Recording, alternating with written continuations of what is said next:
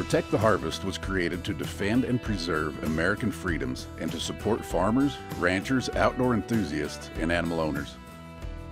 We do this by having a presence on several major social media platforms like Facebook, Twitter, Instagram, and YouTube, creating and distributing educational materials and sharing a monthly newsletter. We also attend industry-relevant events and activate social media volunteers on our behalf. Having a multifaceted approach to reaching the public and sharing information has allowed us to stay in tune with the issues that cover all types of industries and with people from all walks of life. We have been very successful with utilizing the social aspect of social media. Throughout the day, people can interact with our team to share comments and questions about our content. This allows us to converse with folks that are coming from a place of little information or misinformation on each subject and increase their awareness of the facts of the matter.